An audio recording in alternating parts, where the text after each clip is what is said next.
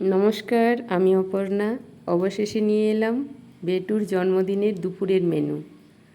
এবছর ভেবেছিলাম সেরকম কিছু করতে পারবো না, তো ওই যে বললাম সন্তানের উপর ভালোবাসার টানে মা বাবারা সব কিছুই পেরে ওঠে, আমিও তাই। দেখা যাক কতটা কি পেরেছি, স্বাদে কতটা ভালো হয়েছে জানি না, তো চেষ্টা করেছি। যখন বেটুকে বলছিলাম এবছর কিছুই করব না, ঠিক আছে, তো তখন ও বলছে না করতেই হবে। তো ওই যে বাহানা বা ভালোবাসা, স্নেহ বা একটা ইচ্ছে, যাই বলো না কেন, সেই সব কিছুর টানে, ঈশ্বরের আশীর্বাদে আমার মনে হচ্ছে ওর মনের মতোই আমি রান্না করতে পেরেছি।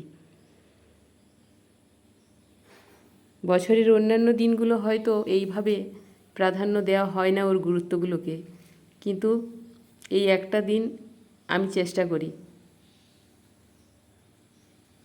যেন তাতে কোনো খামতি না থাকে। রান্নাটা করার পরে যখন কমপ্লিট হলো, যখন ওর মুখের সামনে আমি বেড়ে দিতে পেরেছি, সত্যি আমার নিজেরও মনে হচ্ছে যে কোথাও মনে হচ্ছে কোনো খামতি নেই, ঠিক যেমনটা চেয়েছিল বা আমার মনে ইচ্ছে ছিল ঠিক তেমনটাই পেরেছি। তো চলো, সব কিছু নামিয়ে নিয়েছি, এবার ওকে সাজিয়ে দিই, ও খাবারগুলো খেয়ে নিক। তারপরে আবার অনেক কাজ বাকি, রাত্রের আয়োজন, দেখা যাক কতটা কি করতে পারি। এখন টাটা। তো আবার কি আছে তার জন্য আমার ভিডিও তোমাদের দেখতে হবে।